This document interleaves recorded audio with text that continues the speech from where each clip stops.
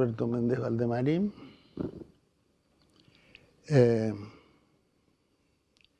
Estoy casado, tengo 2 hijas. Vine casado a la provincia de Neuquén con mi hija mayor ya nacida.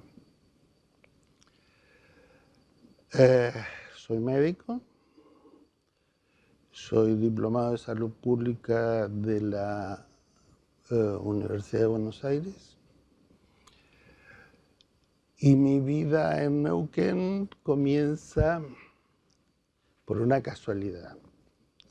Mi esposa y yo estudiamos en Córdoba, nos casamos siendo estudiantes, nació nuestra primera hija y dependíamos económicamente de nuestras familias. Así que rápidamente, cuando me recibí, empecé a hacer una búsqueda laboral y mi esposa estudiaba bioquímica, le faltaba un año para recibirse, y esta necesidad de independencia económica nos llevó a pensar dónde podíamos trabajar. Por un amigo que estaba en lo que se llamó ANDOS, que eran los sanatorios de obras sociales, que también se llamaron sanatorios ferroviarios, nos comentaron de la posibilidad habíamos cursado con la esposa de él clínica médica juntos y habíamos hecho concurrencias juntos. Y el Colegio Médico de Neuquén tenía un problemilla con esta nueva institución porque iban a ser con profesionales con dedicación exclusiva. Entonces tiré y afloje de si le iba a disminuir al privado o al no privado, qué sé yo. Bueno, la cuestión es que vine a ver, esta es la verdad, creyendo que aquí estaba la Universidad del Sur, que estaba en Bahía Blanca, estaba un poco corrido, y que era la que tenía bioquímica, ¿no? Para que mi esposa pudiera terminar. Y traía una carta de mi compañera de estudio. Piensen, en esa época no había comunicaciones telefónicas, mucho menos celulares, nada. Traía la carta para la prima de mi compañera de estudios en Córdoba, que a la sazón era una técnica de estadística, Mabel Cova se llama, de lo que se llamaba Coordinadora Regional del Comahue, que era coordinadora sanitaria, que era una oficina que tenía la Nación en algunas provincias de la Patagonia. Ella, bueno, ¿En qué año? Esto fue de haber sido el mes de agosto de 1971.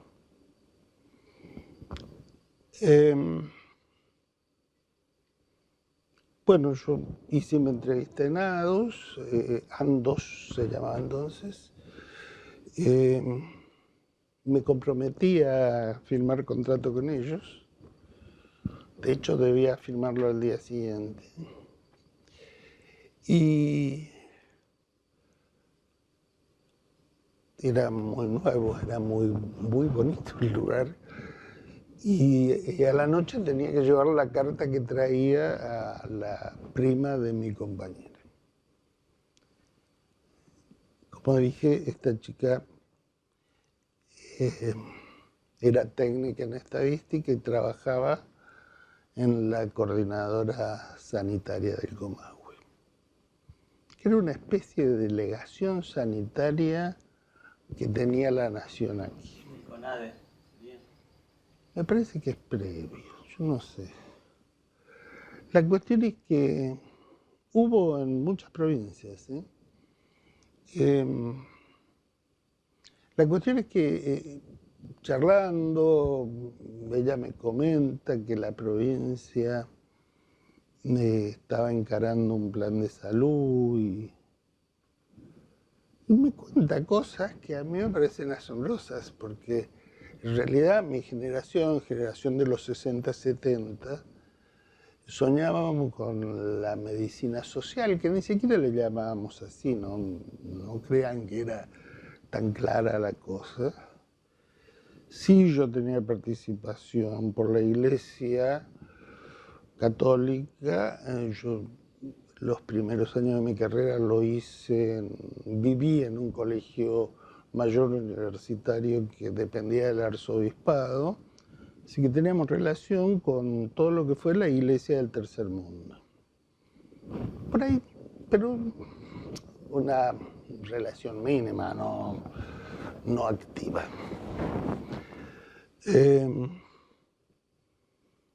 Cuando esta chica nos comenta que están intentando armar un plan de salud, que en realidad había tenido su origen en el año 63, en el primer gobierno constitucional de don Felipe Zapag, que posteriormente en el 66 es depuesto por el gobierno militar, con algunas líneas de trabajo, ¿no? Pero me comentan que don Felipe Zapag ha llamado a dos técnicos que justamente habían trabajado con ella en esta coordinadora. Uno era el doctor Néstor Perrone y la otra la doctora Elsa Moreno. Después yo les contaré cuáles fueron mis distintas etapas con ellos. Entonces, bueno, me comentan en líneas generales qué se quería hacer, que se quería poner médico en todos los pueblos y qué sé yo. Yo ya sabía que no me podía quedar en Neuquén y traer a mi esposa, porque ya le quedaba un año para terminar su carrera. Pero me interesó la idea porque primero me posibilitaba la independencia económica. La segunda cosa es que podía hacer algo absolutamente distinto que de otra manera nunca lo hubiera soñado, irme al interior del interior, ¿sí? Si mi esposa, en tal caso, estuviera de acuerdo. Bueno, a todo esto, bueno, las llamadas telefónicas en esa época tenían una demora importante. Uno le pedía a la telefonista el número y la telefonista le decía, bueno, dentro de 2 horas, 6 horas, 5 horas, 12 horas, le vamos a dar la llamada. Bueno, lo hice, charlé con mi esposa, lo que se podía hablar por teléfono, porque, bueno, así que ellas ofrecieron, esta señora ofreció presentarme a la directora provincial de salud, que era la doctora Elsa Moreno. Para mí eso fue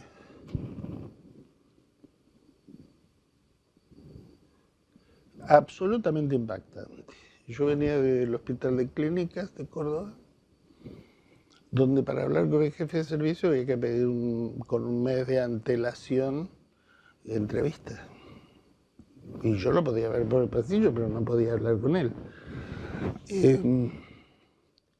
Entonces hablar con el director provincial de salud me parecía esotérico casi. Así que, bueno, así fue que me entrevisté. Al día siguiente, yo a la tarde tenía que firmar contrato con este sanatorio policlínico. Así que a la mañana fue la entrevista con la doctora Moreno, la que me contó del plan de salud. Y yo, las cosas que me acuerdo es, primero que había varias opciones en la provincia, había muchos lugares vacíos que querían llenar. Segundo, el entusiasmo, la fuerza que le ponían a las ideas, porque eran ideas. En algunos lugares ya se había empezado a trabajar, pero la idea era cubrir toda la provincia con asistencia médica y empezando desde cero.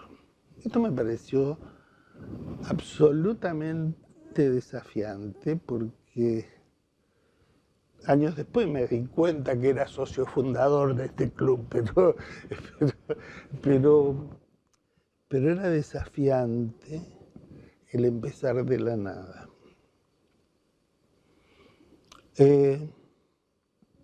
Bueno, me comentó cómo habían basado el plan, me comentó que la provincia tenía un proyecto de desarrollo, que había un lugar que se llamaba Copade, que se diseñaban las políticas globalmente. Esencialmente lo que yo siento es que esto es una provincia que nació desarrollista, con un fuerte impulso de planificación.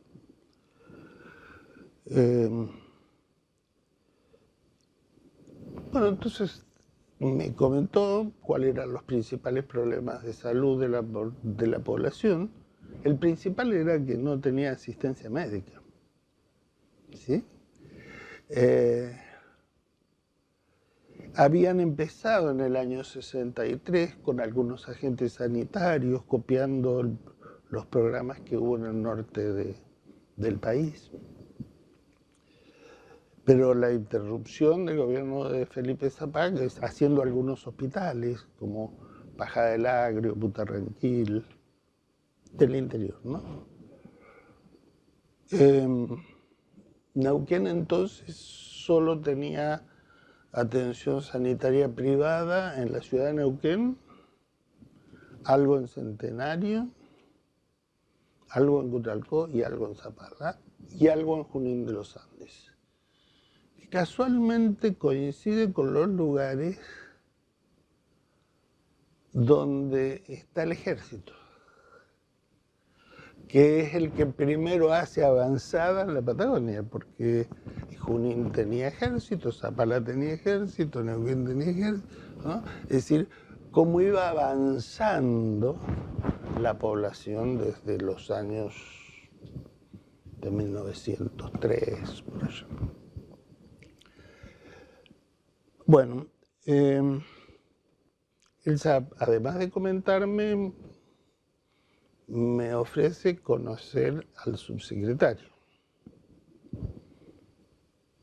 Bueno, cada vez la sorpresa era mayor. Y así es que conozco al doctor Néstor Perrone, fantástica persona. Todo en un ambiente de cordialidad, de afabilidad.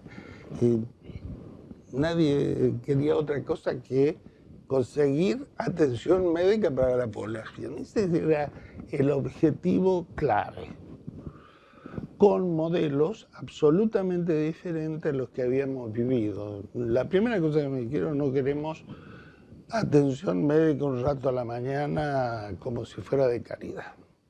Esta fue la primera cosa. Me llamó mucho la atención. Bueno, me invitaron a conocer al ministro y a la tarde el ministro nos atendió. Yo viajaba esa noche, así que me volvía. Y cuando estábamos en la antesala del ministro, pasó un señor con el que yo tenía que firmar el contrato de A2. Entonces me moría de vergüenza. Me moría de vergüenza porque yo tenía un compromiso que lo iba a ejecutar y le iba a decir que no iba, pero más tarde, ¿sí? Ese señor era el ministro. Sí, del VAS, Alberto del VAS, que fue interventor de A2 también. Bueno, así que cuando nos hizo pasar, ahí descubrí que era el mismo con el que tenía que firmar el contrato. Entonces, y él rápidamente me dijo, no se haga problema, que esto sucede, así que usted elija, haga lo que quiera. Bueno,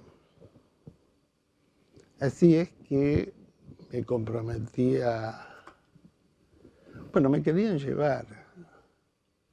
Y yo tenía prácticamente la decisión tomada. La única parte que faltaba era ir a Córdoba y hablar cara a cara con mi esposa, porque era una decisión importante.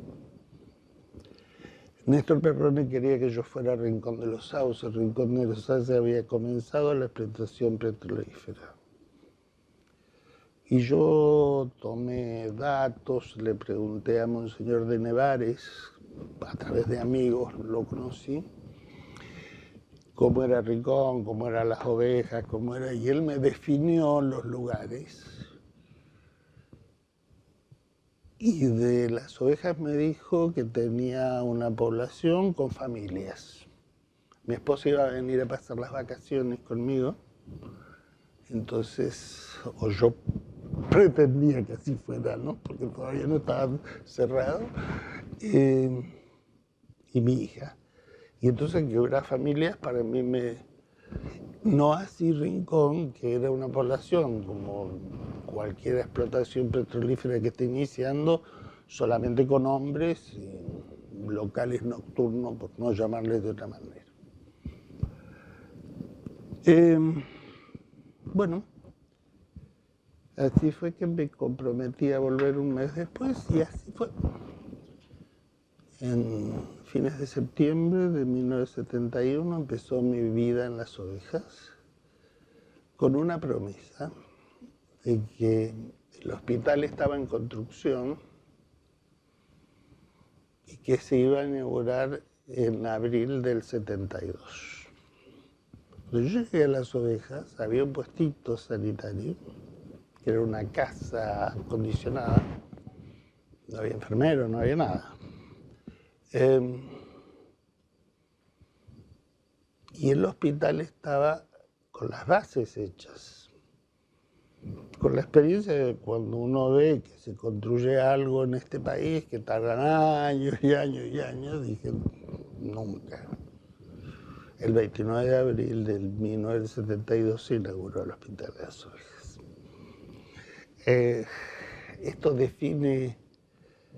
Esto define para mí muchas cosas, es decir, todo lo que se proponía se hacía. Mucho poco, eran cosas simples, pero se hacían.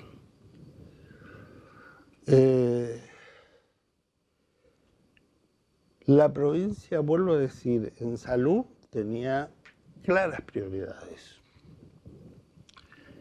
Una era llevar la atención médica a toda la población, con un concepto de hospitales sin paredes, que fue para mí maravilloso. Es decir, no solo atender en puesto fijo, como se llamó entonces, dentro del hospital, sino con un sistema de visitas programadas rurales. Las ovejas en 1971 tenía 10 casas, el pueblo, 10 casitas de un plan, 3 boliches de ramos generales, la escuela, la casa del director, la comisaría, gendarmería, juez de paz y esa salita de primeros auxilios. Esto era todo. Y era un lugar hacia el que la población rural se dirigía a hacer sus compras de sus necesidades. ¿Sí? El café, el mate, la yerba, porque ahí estaban los boliches ramos generales. Por supuesto, eran boliches ramos generales, donde comprabas de una alpargata hasta la yerba, ¿no?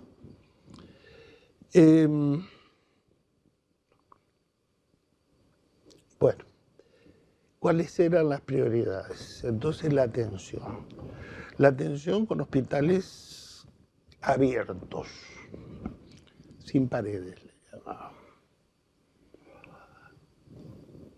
con áreas geográficas de responsabilidad. A ver, las áreas geográficas marcaban un límite del área de influencia del hospital. Aún hoy. Ese límite tenía un contenido. La responsabilidad era sobre las personas que vivían en esa área geográfica. ¿Y de qué era responsable? De la atención, de la prevención, de la promoción, de asistir a las escuelas para el comedor escolar. Teníamos que aprender todo. A ver, yo no estudié estas cosas en la facultad, las aprendí aquí. Un hecho sumamente importante para mí fue que cuando vine a la provincia, cuando me comprometí, la subsecretaria me dijo, bueno, esta es tu hoja de ruta.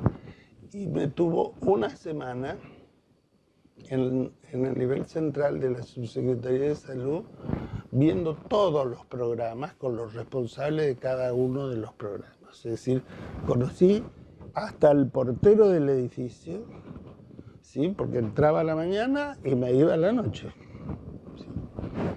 ¿Sí? Cada programa tenía sus requisitos, cada programa tenía su cumplimiento, cada programa tenía sus planillas, que llenábamos toda mano, por cierto, hasta, nunca voy a olvidarme, había una señora que era nutricionista, llamada Carlota Vecchio, que me dio un librito de este tamaño, que era el plan de dietas para hacer en el hospital.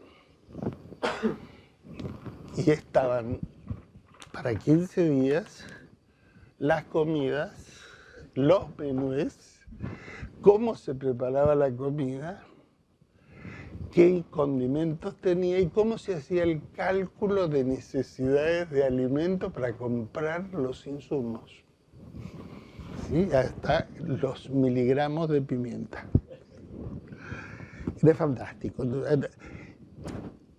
Eran quizás 10 o 15 cosas.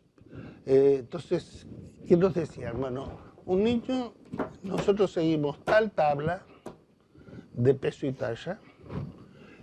Un niño se controla así, usted tiene que mirar esto, Estaba pautado, todo pautado. Y nosotros vamos a controlar que se cumpla. De hecho, me acordé de Carlota Vecchio porque en uno de sus viajes a las ovejas fue a la cocinera y le preguntó, señora, ¿qué dieta cocina hoy? Y la cocinera contestó, el menú 3. ¿Sí? ¿En qué consiste el menú 3? A ver los insumos. Exactamente, era así. Tan así habíamos aprendido. Esa semana fue fantástica. Por supuesto, cuando llegué a las ovejas se me habían mezclado todos los papeles y empecé a estudiar a ver qué me habían pedido. El primer mes tenía que mandar la información, no sabía cómo empezar. Pero bueno. ¿Cómo era ese hospital de las ovejas? El hospital no existía cuando llegué. Cuando se inauguró en abril del 72, tenía 2 salas generales de 8 camas cada una y una salita más pequeña para niños, tenía una sala de parto. Era un hermoso hospital, no tenía calefacción. Porque quien fabricaba los tubos de gas en este país no estaba haciendo tubos de gas. Entonces, ese hospital estaba programado para gastar 45 tubos de 45 kilos cada 15 días.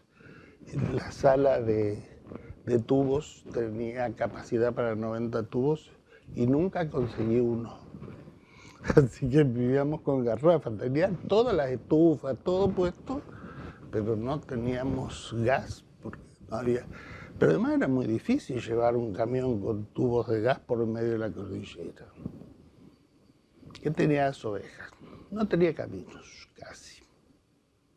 hasta las ovejas se llegaba, en algunos lugares se llegaba bien hasta Andacollo. Algunos lugares se cruzaban, el camino circulaba por algún arroyo. Hacía muy poco que se había hecho en el año 68 el puente sobre el río Neuquén, porque había que vadear el río Neuquén, que es muy bravo en aquella altura.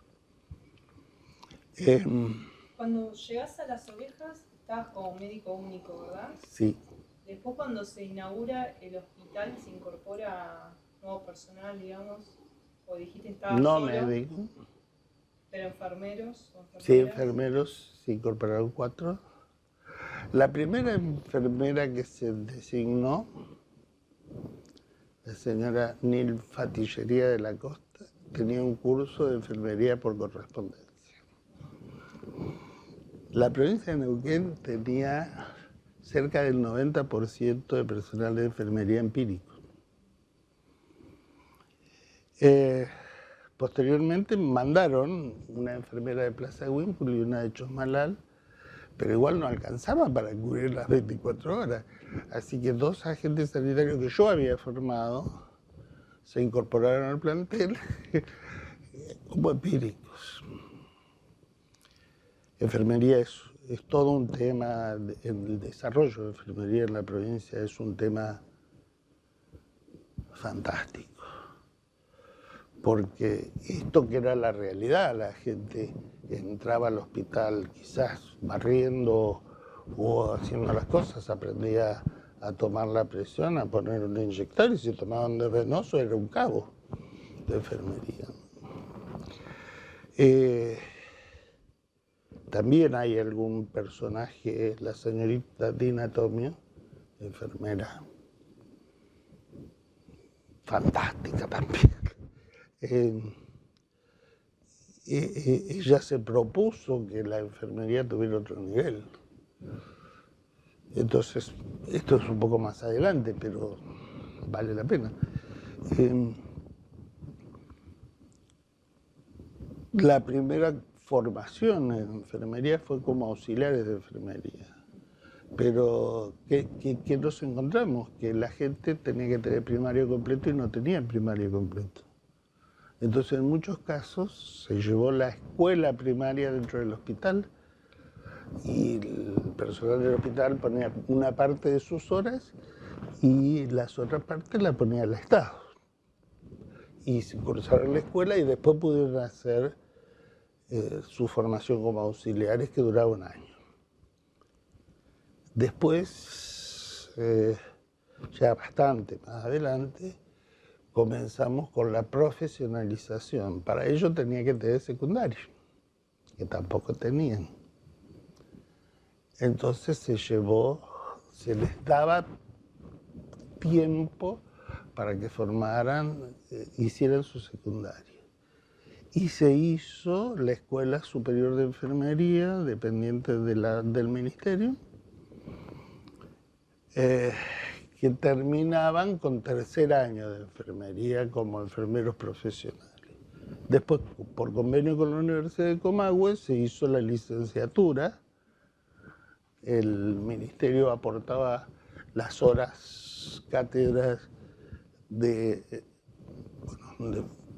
casi el 90% de la hora cátedra la aportaba con profesionales de salud, sobre todo enfermeros, y se hizo la licenciatura.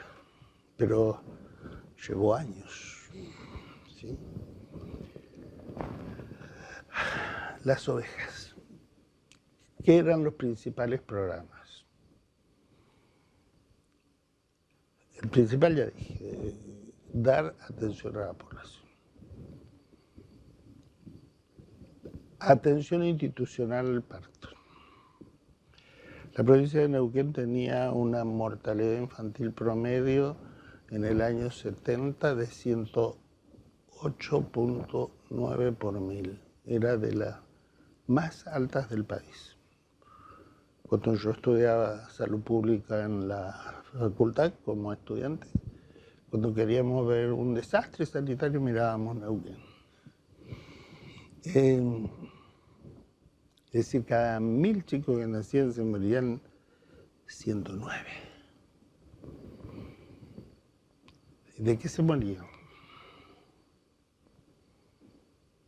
No había controles de embarazados, no había captación de embarazados, el parto era domiciliario, en las condiciones que pudiera, así que la segunda prioridad era atención institucional del parto. Captación de la embarazada, atención institucional del parto y seguimiento del niño hasta los 2 años. Con un programa de asistencia nutricional en base de leche en polvo hasta los 2 años primero, después hasta los 6. La otra era el programa de inmunizaciones, esto era Padre Nuestro.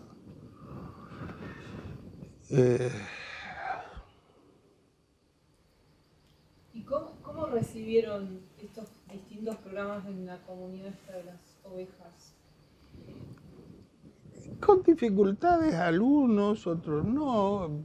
A ver, a mí me costó mucho poder hacer el primer parto. Las mujeres estaban acostumbradas a que una comadre les atendiese el parto en el rancho. Piense que tampoco había viviendas adecuadas, a ver, porque en mi experiencia no todo fue salud, mucho más fue el agua potable, la vivienda, es el impacto que han producido esas cosas nunca se ha medido, pero fue impresionante. Tener acceso a una vivienda con agua corriente y con cloaca realmente cambia la situación sanitaria de cualquiera.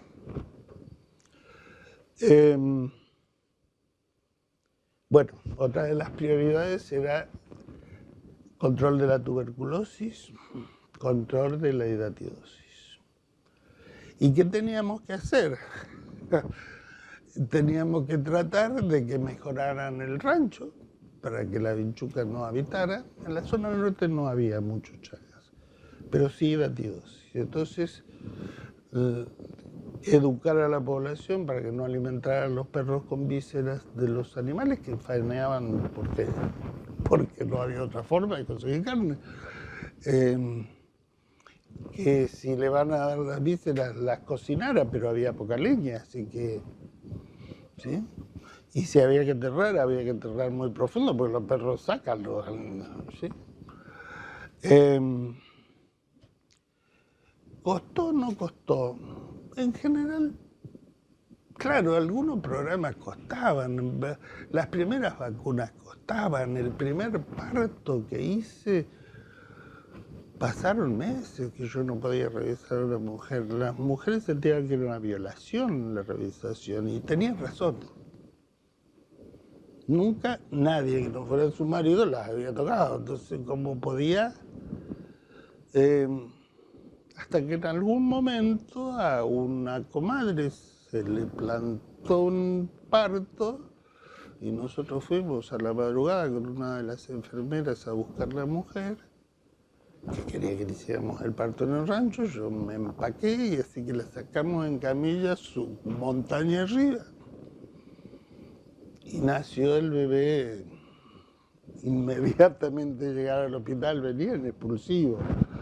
Pero se llevaba más de 48 años, horas esas mujeres tratando de tener su bebé. Entonces a partir de ahí hicimos algún arreglo con la señora que hacía los partos. Usted viene y hace los partos conmigo. Me trae las embarazadas, yo las controlo y usted me hace los partos conmigo. Doña Adelaida me dijo, pero es que yo vivo de esto. Y era cierto, pero la gente le llevaba animalitos. Bueno, venga y lo vamos a hacer. Por cierto, las primeras veces ellas le enseñamos a cepillarse las manos y que yo digo que ya estuviera, no participaba del hecho, aunque si hubiera tenido que participar no hubiera tenido ningún problema yo, ¿no? Pero eso sí, vestida como corresponde, con higiene de manos y... bueno, a partir de ahí, del primer parto, todos los demás se pudieron hacer en el hospital. Había un seguimiento muy importante por parte de la Subsecretaría de Salud de los partos domiciliarios. Uno tenía que justificar porque el parto había sido domiciliario. Y bueno. ¿Y las visitas programadas? Las visitas programadas era el Padre Nuestro.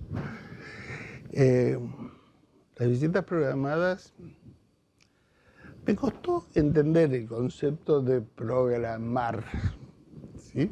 Porque bueno, la voy a hacer cuando pueda. No, doctorcito. Programar es programar. Usted le tiene que avisar a la población cuándo va a ir y dónde se hacían. En las escuelas, en la casa de algún poblador, ¿sí? ¿Y cómo se iba? Lo que no se podía era faltar. Yo durante los 2 años primeros no tuve vehículo en el hospital. ¿Quién me prestaba vehículo? La municipalidad.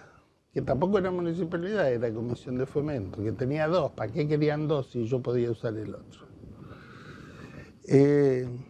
Y todos trabajábamos juntos, ¿sabes? La primera campaña, a poco tiempo de estar, debe haber sido en el mes de octubre, hubo una campaña de vacunación Sabin, que creo que fue de las primeras argentinas. Y yo no sabía en qué iba a ir. Primero no conocía. Y quien era el presidente de la Comisión de Fomento, llamado don Alfredo Urrutia, me dijo, la va a hacer conmigo, doctor.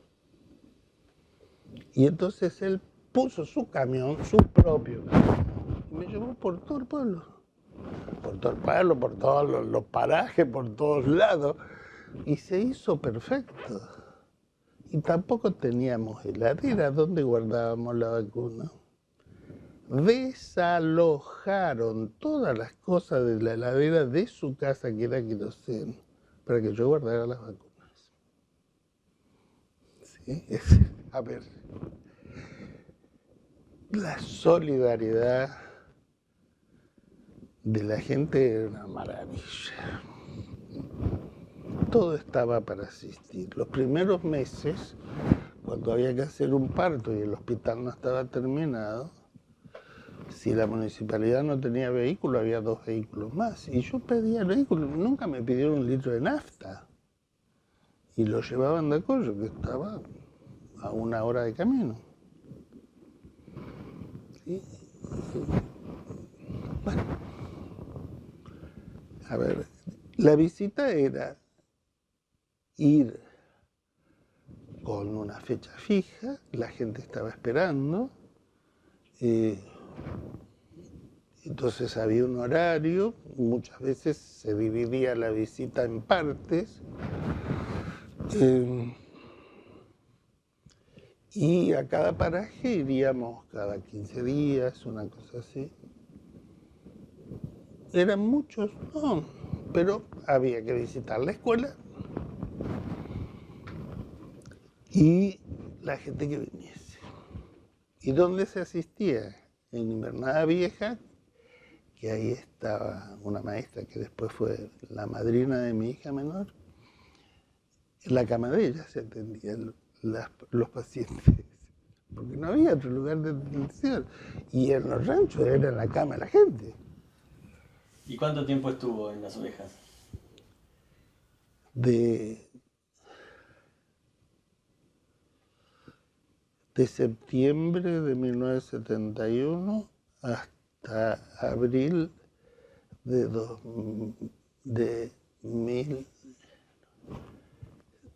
1974. Bastante, casi. Sí. Se contaban por inviernos las cosas. Ya en los inviernos eran muy bravos. Pero también, a ver, con nosotros colaboraba muchísimo Gendarmería. Así cuando de Las Ovejas hacia más arriba, Las Ovejas está en la base de la cordillera, digamos. De Las Ovejas hacia el norte y hacia el oeste, después de abril no se podía ir en vehículo, había que ir a caballo. Y Gendarmería siempre nos prestaba los caballos, nos preparaba los caballos y nosotros íbamos. También hacíamos visita programada a caballo en invierno, con menos frecuencia, por supuesto.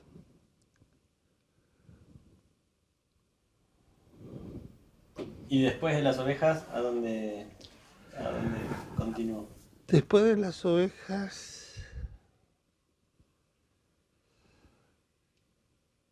hubo la gran duda de si volvernos, mi familia vive en Mendoza, si volvernos a Mendoza, bueno, y había dos lugares a donde podía ir. Uno era San Martín de los Andes y el otro era Zapala. Mi colega que vivía en el pueblo de al lado, el pueblo de al lado estaba a una hora, quería ir a San Martín de los Andes. Y estábamos los dos con la misma antigüedad, él tenía 1 mes y medio más que yo. Y a mí me interesaba San Martín.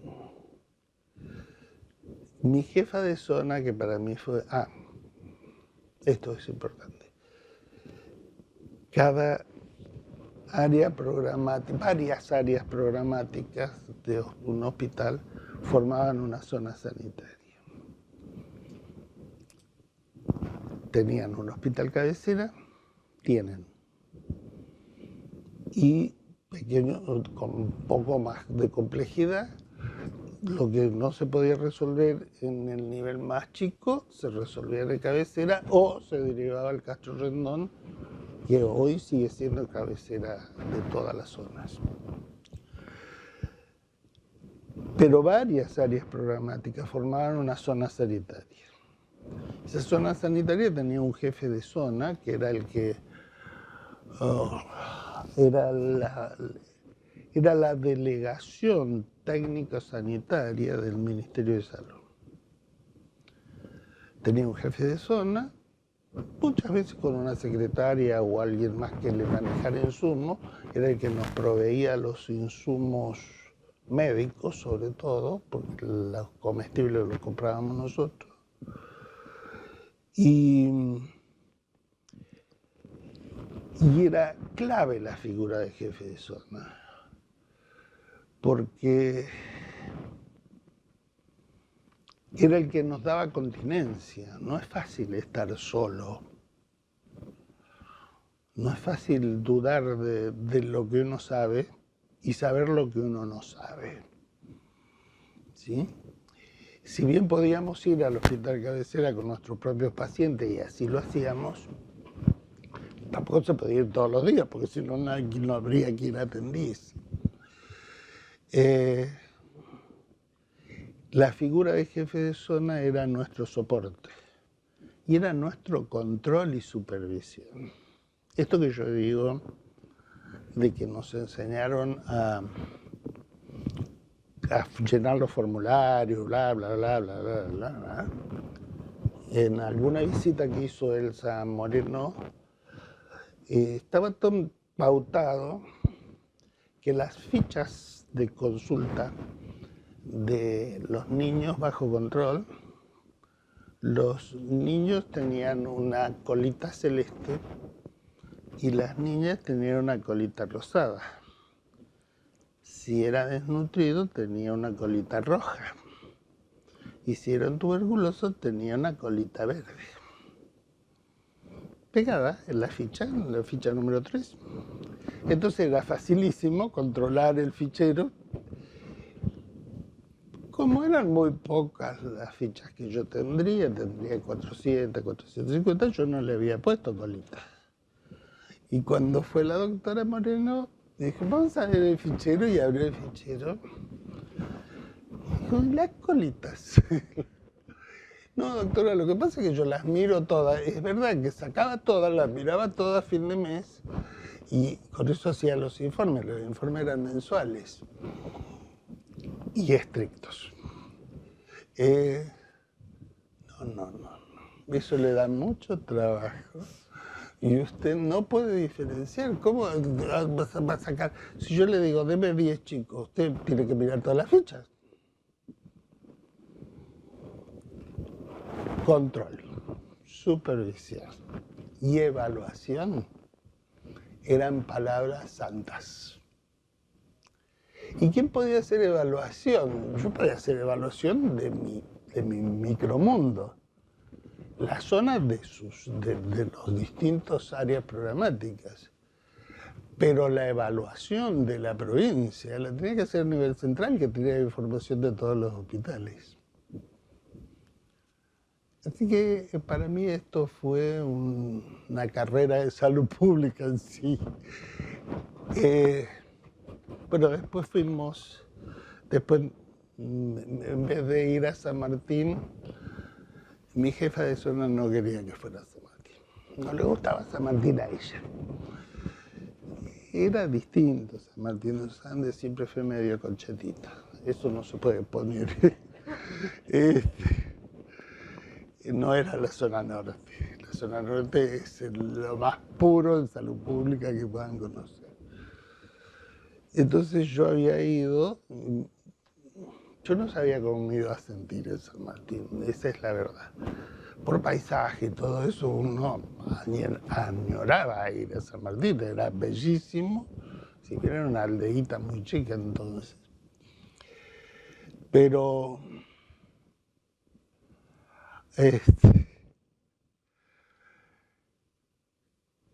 mi jefa de zona había dicho, llueve todo el día, es un pueblo que está en un pozo y no tenés nada, en montaña, y siempre está nublado y tiene un techo. Y la verdad es que yo me fui una semana a ver cómo me sentía, ¿sí?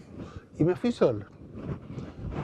La soledad nunca es muy buena consejera. Toda la semana llovió, toda la semana estuvo el techo. Y cuando salí de San Martín hacia Zapala, porque Zapala está en el centro de la provincia,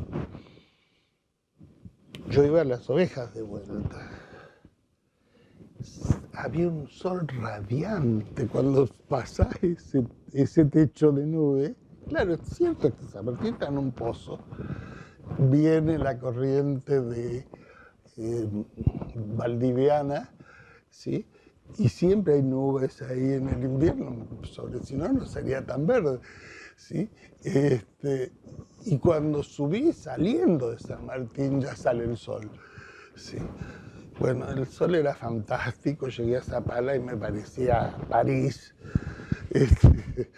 Y dije, y pasé por el hospital, vi, me encantó el hospital. Así que en vez de ir a las ovejas a avisarle a mi mujer, me vine a Neuquén y dije, voy a Zapala. ¿Los traslados quién los decidía? La subsecretaria. La subsecretaria directamente. La subsecretaria. En esos años, ¿no? Después ya se empezaron a concursar. Bueno, la historia de Zapala es un poco más compleja. Zapala era la cabecera de la zona 2. Si bien tampoco las especialidades eran tan especialidades, ¿no? Yo fui como jefe de clínica médica y el jefe de clínica médica pasó a ser jefe de pediatría. Esto te está queriendo decir que los más formados eran los cirujanos. Después empezaron a llegar pediatras muy bien formados. Y en ese momento la provincia empezó con un plan de formación médica. Primero de medicina general, que no nace para poner médicos generales en las ciudades. Nace para poner médicos generales en los hospitales rurales. De hecho, se llamó Residencia de Medicina Rural. Que entra en contacto con la cátedra de tocoginecología de la UBA, de pediatría de la UBA, del Hospital Gutiérrez, de clínica médica de la Universidad de Buenos Aires y de cirugía de la Universidad de Buenos Aires. Doctor Burcúa, Sanchezini, Bota, y el pediatra. Uy, los años no vienen a ser, ya me va a salir porque... Pero además de ellos, venían otros docentes, otros colegas, neurólogos, y en general venían por la residencia de medicina rural. Entonces, en Zapala nos empezamos a quejar, ¿y por qué nosotros no? Entonces, se programó capacitación para el nivel a los hospitales cabecera, porque resultaba, poco práctico tener gente muy bien formada en el interior. La residencia era una maravilla, en los lugares rurales, y donde ellos tenían que derivar no tenían a quién derivar porque no tenían gente con buena formación. Entonces, el planteo nuestro desde Zapala a la Subsecretaría de Salud fue: no es así, son las dos cosas. No, pero va a ser en otro tiempo. No. Así que logramos que se hiciera parte de lo que se hacía acá, se hiciera con nosotros también en Zapala. Esto fue muy importante. Y fue concomitante con lo de enfermería. ¿Vos a Zapala no vas como director de hospital? No. Me presento y gano el concurso como jefe de programa y soy director de Hospital Zapala después, bastante después. En Zapala yo tuve el mejor director que tuve en mi vida, el doctor Norberto Culcha, que ya no está, que era buen director porque nos controlaba todo, ¿sí? Pero lo hacía al lado nuestro. Él era mi director en todo momento y era mi médico en clínica médica. O sea que nos devolvíamos los favores. Pero era una maravilla de persona y como profesional. Tuvimos la suerte de ser un grupo de gente joven que queríamos crecer, queríamos crecer médicamente, queríamos desarrollarnos. Y queríamos ir al lado de esta provincia que iba creciendo. En los 2 primeros años la mortalidad infantil bajó al 60 por 1000. Entonces venía gente de Ginebra a mirar qué habíamos hecho. Y yo todavía me pregunto qué hicimos, y el zamorano siempre decía: atendieron a la gente, vacunaron. No había vacunas, no había atención. Entonces, realmente no eran tantas las cosas para hacer. Eran simples. Ahora es más complejo. Las cosas eran simples, pero había que hacerlas. Y había que tener control, supervisión y evaluación. Ir viendo qué ibas haciendo. ¿Por qué no tener los chicos en control? ¿Por qué hay chicos que no están controlados? ¿Cómo es posible? Sí, es verdad que ¿cómo es posible que un niño no tenga controles médicos? Bueno, si no hay nadie que lo haga, por supuesto que no lo va a ver, pero ¿cómo es posible que una embarazada no haya sido captada a tiempo para poder prevenir todas las cosas que se pueden prevenir? Bueno. Una consulta que no terminé de entender. La residencia de medicina rural se empezó a dar también en Zapala. No, empezó en el Castro Rendón, ¿sí? Mucho después va a Zapala. A partir de estas exigencias que hacían ustedes. Nosotros exigimos que nos formaran a nosotros, que éramos los que recibíamos los pacientes derivados de médicos muy bien formados. Y bueno, y después se abre el Castro Rendón también y se transforman en docentes. Esto fue fantástico, porque, esto producía una relación entre nosotros que teníamos que derivar el paciente Y el hospital cabecera, hasta personal, yo no hablaba con el doctor fulano, hablaba con José, mi amigo, que me iba a recibir el paciente. ¿Ok? Esto fue muy importante. Este sistema de formación, por eso yo digo que todo, cuando uno quiere desarrollar una política sanitaria, la formación de la gente, la formación durante el ejercicio, es responsabilidad del nivel central, no de una universidad. ¿Sí? La universidad dio las herramientas para que uno se formara hasta ahí. La residencia hasta ahí.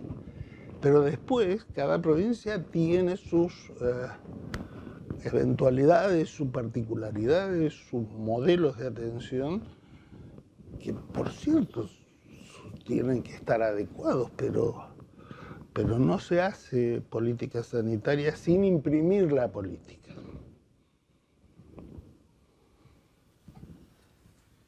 ¿Y en el hospital de Zapala cuánta gente trabajaba?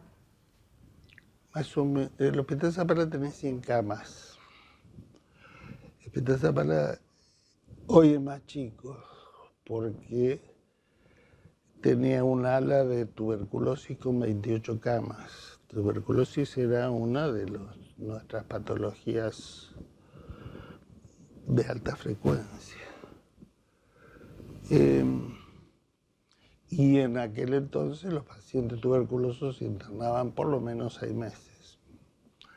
Entonces había una ala del hospital destinada a eso que ahora ya no hace falta porque la atención ambulatoria de la tuberculosis no es un problema. Bueno, tenía más o menos 90 personas, tendría el hospital.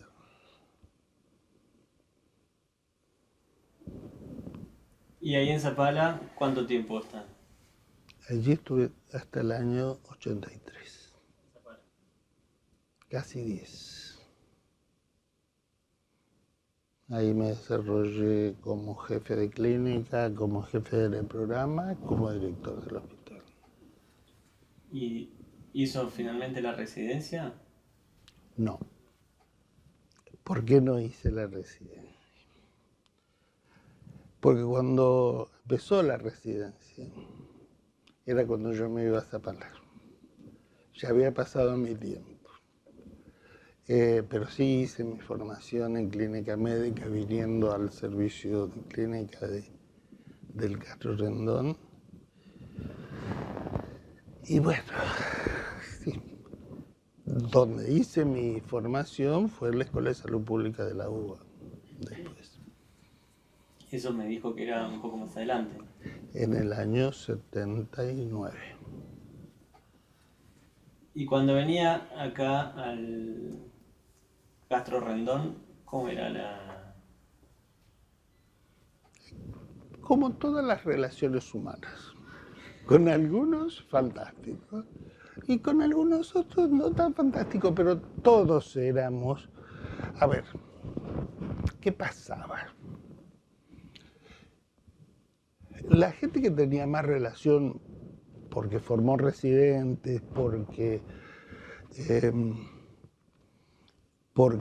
venían como docentes al interior, con esa gente jamás hubo problema.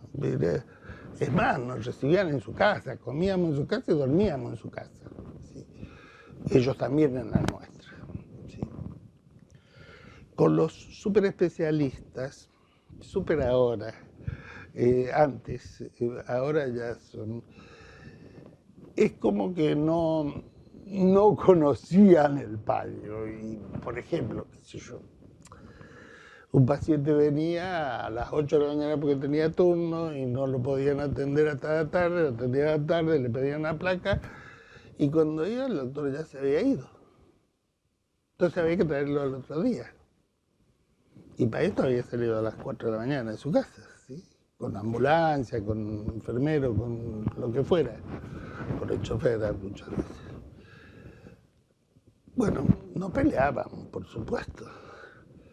Pero nunca nos peleamos de que no fuera, ¿no?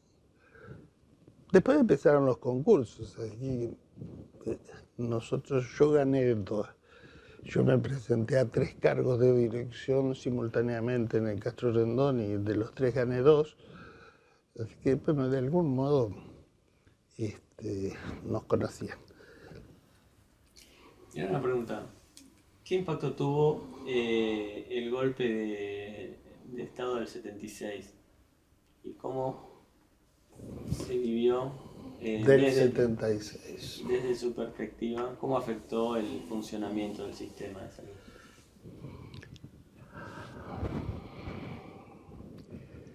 El primer año, a ver, yo estaba en Las Ovejas, en Zapala. Y Zapala era un lugar muy especial. Había un hospital militar, pero tenían pocos profesionales, algunos trabajaban también en el hospital. A nosotros no nos faltaron más cosas que en otros periodos. Tampoco hubo gente que se tuviese que ir del hospital porque por persecución política o gremial. Sí había un ambiente diferente, ¿sí? Pero en general no teníamos mayores problemas.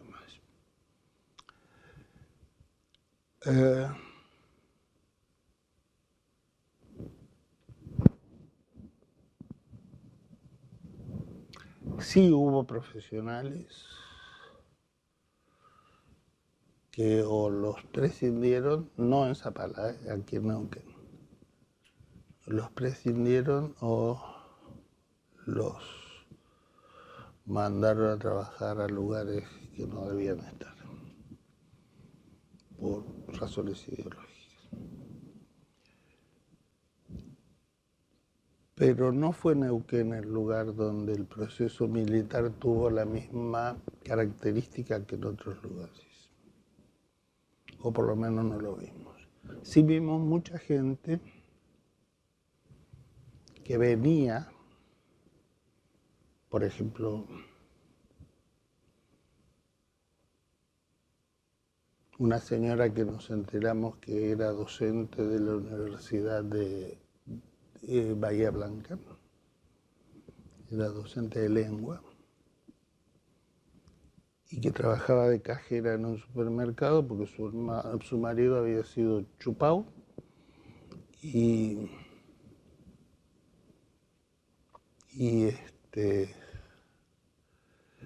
a ella la habían echado de la universidad. Y formamos un grupo de amigos del hospital y hicimos que nuestras hijas hicieran comprensión de texto con ella, que fueron en un avión. Y nadie nos molestó. O sea, no es que no se supiera, lo hicimos a propósito. Un bioquímico que tuvimos en Zapala había sido prescindido de la Universidad del Sur en Bahía Blanca y en Zapala lo designaron, nunca hubo nada ahí. ¿Y por qué pensás que Neuquén fue distinto o no se sintió tanto? El primer año, me parece, hubo un gobernador que se llamaba Martínez Wallner, que era un milico inaceptable. Pero bueno, fue el primer año. Después vino don Domingo Manuel Trimarco, que si ustedes le preguntan a cualquiera por don Domingo Manuel Trimarco, se va a acordar como muy buen gobernador. Y los equipos técnicos de la provincia siguieron siendo del movimiento popular neuquino, aunque no lo crean. ¿Sí? Es decir, a Felipe Zapac lo echa Onganía en el 66. Y cuando se estaba haciendo en Chocón, hay una gran huelga, muy importante. Se vienen los obreros de Chocón caminando a Neuquén. Y Onganía le pide a Felipe Zapata que se haga cargo de la provincia. Esto significa algunas cosas. Yo en la historia me he olvidado de hablar de mi ídolo, don Felipe. A ver, ¿qué yo sentí en mi vida? Yo fui subsecretario 2 veces, pero no importa, eso no fue lo mejor que me pasó. Pero yo sentía que era parte de un todo. Siempre sentí eso. Que si disminuía la mortalidad infantil, yo algo había tenido que ver. Me daba cuenta después, no en el momento. Después.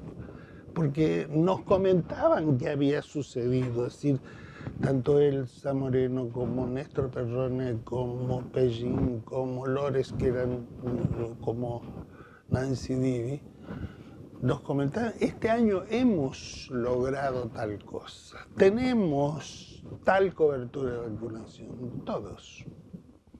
¿Sí? Esto no se dejó por muchos años. El ser parte hace que uno sienta que si no hace lo que debe hacer, está mal porque todo está mal. Si yo no hago mi pedacito, todo está mal. Hicimos muchos esfuerzos y muchos proyectos que naufragaron. A ver,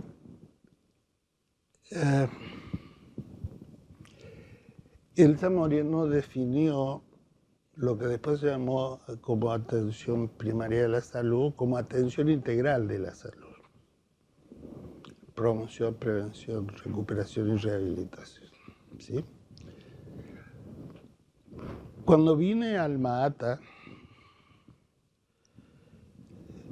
hay una cosa que nos está faltando, que es la participación comunitaria. Muchos esfuerzos hicimos, preguntábamos a todo el mundo, a los peruanos que tenían algunas experiencias, a mucha gente cómo lo estaban haciendo, a los mexicanos que algo habían hecho. ¿Cómo lo estaban haciendo? ¿Cómo hacían para participar? Armamos los consejos de salud de la comunidad.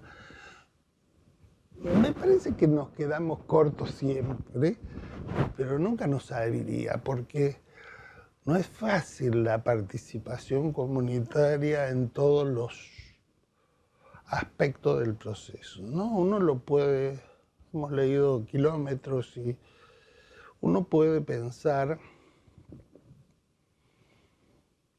que, claro, habría que pensarlo desde la planificación. Y era diametralmente distinto cuando empezamos lo que la población conocía de lo que... O sea, nunca supimos demasiado bien, y esta es la verdad. Y es una de las patas que ha faltado en el mundo, la participación comunitaria, que para mí siempre fue la columna vertebral de la atención primaria de la salud. Y si la atención primaria de la salud no progresó en el mundo es porque la gente no la siente propia. Sin embargo, al sistema de salud lo siente propio. En el año antes del 90, en la gestión del doctor Gustavo Bacanal Baja, que creo que ustedes lo tienen agendado, se contrató a un equipo de Buenos Aires para que midieran la provincia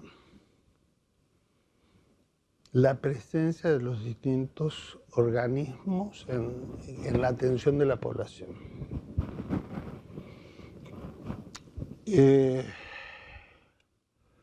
el equipo con el cual Gustavo Canavajal me pidió que trabajara, para hacer las correcciones de estilo o estas cosas, o los apoyara, había un psicólogo, un antropólogo, un sociólogo y un psiquiatra, que recorrieron toda la provincia y hacían grupos focales en distintos, y la gente iba comentando. Y salud y educación estaban presentes en todos los comentarios de la población, bien presentes, bien. Educación en Neuquén tuvo un proyecto fantástico, fantástico. Yo creo que estuvimos a la altura de los mejores lugares del mundo. Y ese espíritu de cuerpo del sistema de salud, que vos decís, nos sentíamos parte de un todo. Creo que se ha ido disolviendo en algunos aspectos. A ver, la Sociedad de Medicina Rural fue la sociedad de los residentes. Y los que no fuimos residentes no nos sentimos incluidos. O por lo menos yo siento eso, ¿no? Yo fui parte alguna vez, hasta que dije, basta, ya está. A ver.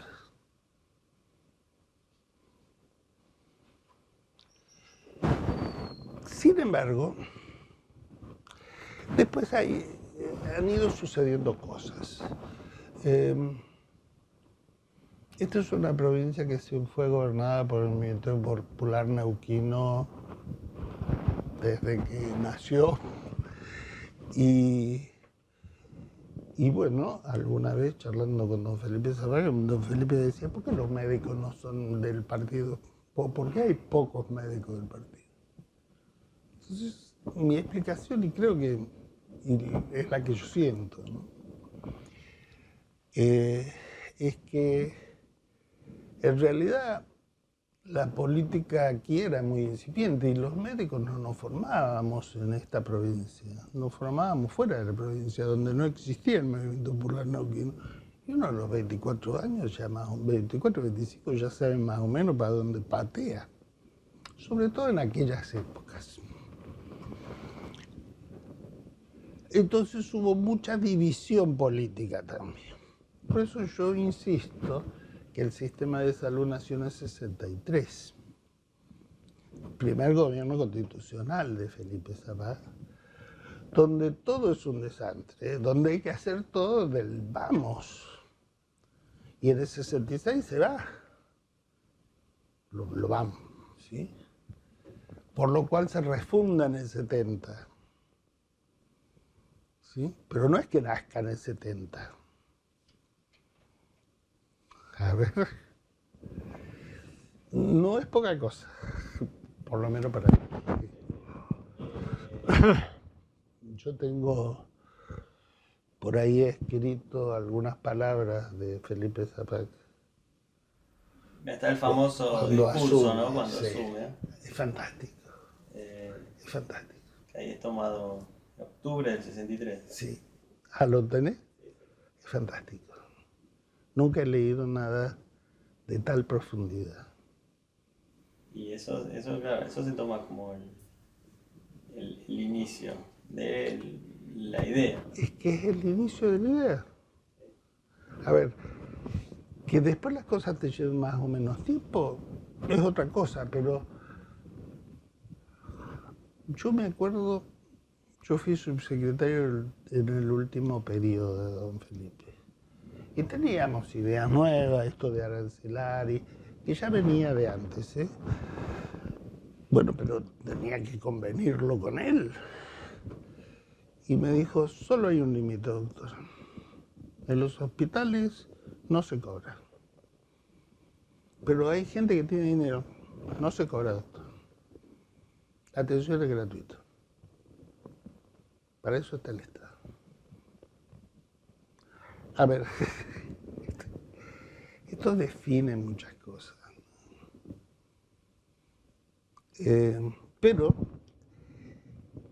quizás, a ver, esto lo voy a hacer como una cuestión personal más que por una cuestión institucional. En mi última gestión yo como subsecretario me achaco no haber dado participación a los gremios. Nosotros nos reuníamos con las direcciones de los hospitales por lo menos cada 2 meses y no llamé a los gremios. Y esto fue un error. Porque aunque no hubieran estado de nuestro... No hubiéramos podido cooptarlos, se hubieran sentido partir. Y es muy difícil que uno no quiera construir aquello de lo que se siente parte. ¿Cómo pude con los demás? Si pensábamos distinto. A ver, éramos políticamente distintos. Y sin embargo podíamos trabajar juntos porque la idea común estaba. ¿Y cuánto cree o qué importancia cree que tiene la oposición que hubo de parte de algunos médicos a la idea, al régimen de dedicación exclusiva? No, mira, a los primeros años el régimen de dedicación exclusiva fue visto mal por alguna gente, pero no pensó para nada. Hubo gente, hay una persona que yo siempre nombro, que es el doctor Azar, que era un pediatra, ya falleció, que era un médico que atendió a toda la población de Neuquén en privado, porque no había otro sistema. Y él se metió con dedicación, inclusive era el jefe de pediatría del Castro Rendón. A ver, la verdad es que cuando la mortalidad infantil era del 108 por 1000 en promedio, por lo cual había otros lugares que la mortalidad infantil no era 108 por 1000 en los sectores oficiales, era en todos los subsectores. ¿Sí? La incorporación de mucha gente a muchos lugares, a toda la provincia, también hizo que el número de gente que teníamos de dedicación exclusiva y convivimos bien, ¿eh? Probablemente en el interior mejor que en la ciudad de Neuquén, pero acá no hay problema, acá hay problema de cumplimiento. Y yo ya no sé, ya no puedo juzgar, porque ya son varios años que estoy alejado. ¿Cuál era el problema de la gente que trabajaba sin dedicación exclusiva? Que no podía cubrir, qué sé yo, un partero. Si lo llaman a las 10 de la mañana, está en el hospital porque se le va a hacer un parto, se tiene que ir a hacer el parto afuera. ¿Sí? La verdad es que esos incumplimientos para mí son muy malos. Pero hay gente que tiene dedicación exclusiva que tampoco cumple. Y esto lo digo con toda claridad. Y esto hace daño. Eso hace daño. Hay gente que ha dejado su vida aquí. Con gusto y con ganas. ¿Sí?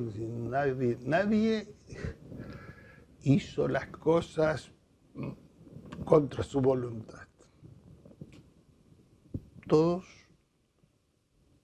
fuimos para adelante porque teníamos ganas. Porque nos gustaba, porque creíamos, porque nos sentíamos parte. Porque esta era nuestra vida. Es nuestra vida. Hace 15 años me jubilé. Y ojalá pudiera estar trabajando. Bájala. Año 73. 6 de enero del 73. La doctora Mariano me llama y me dice, doctor, no he recibido su información en mes de diciembre. 6 de enero. Doctora, yo no tenía personal administrativo, no he podido. Le informo, doctor, por radio policial, porque no había teléfono, no había nada. Le informo que ya salió un chofer, falta usted, puta tranquilo, no sé qué.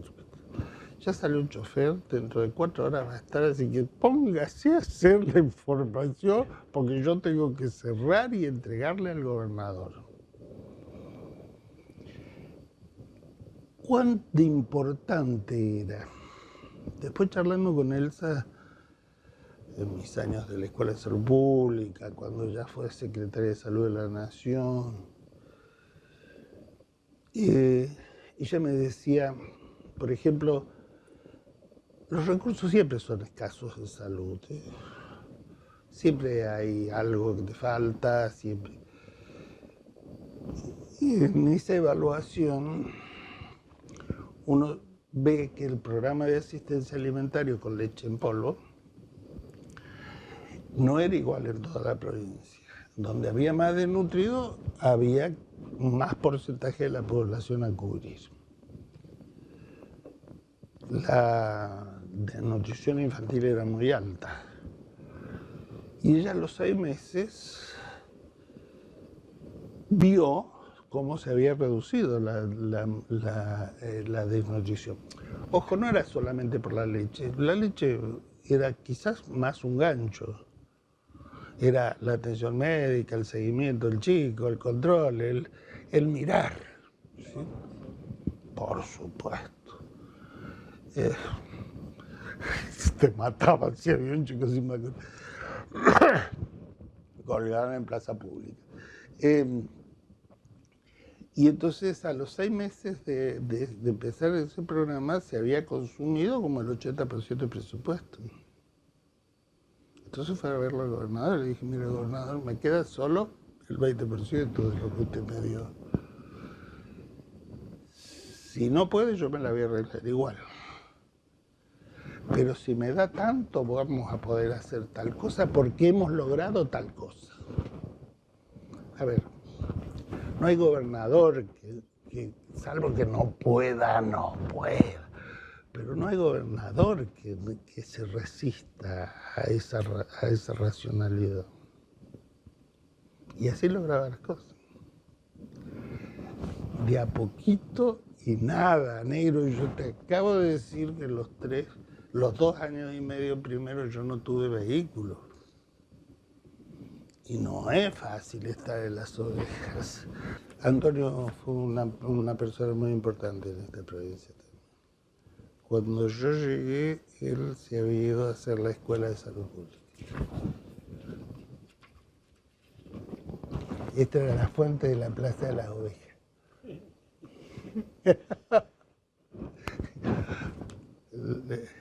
Esa nenita que está ahí es mi hija. Ay, Dios. Antonio hizo mucho por esta provincia. Y él fue subsecretario en la época del proceso. Claro, eso nos contaba. Y que le costó mucho también, personalmente. Sí. Hay que tener una vista aérea más amplia del pueblo.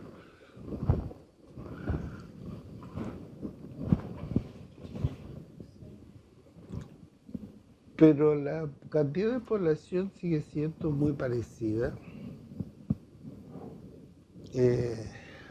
Tiene escuela secundaria muy buena.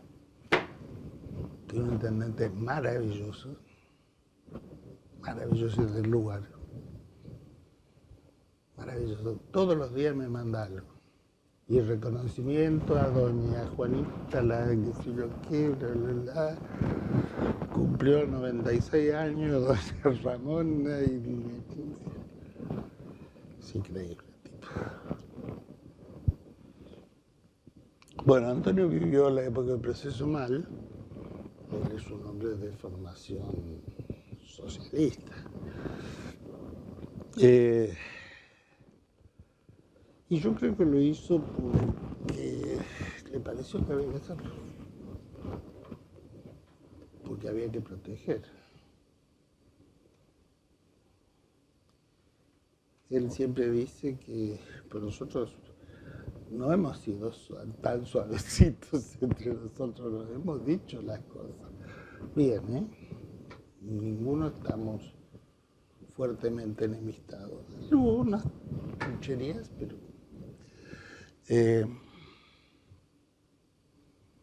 pero Antonio fue una persona muy importante. Protegió la residencia como nadie.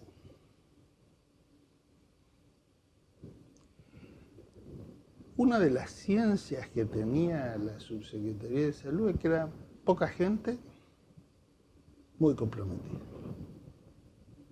Muy. Y lo encontrabas en toda la provincia.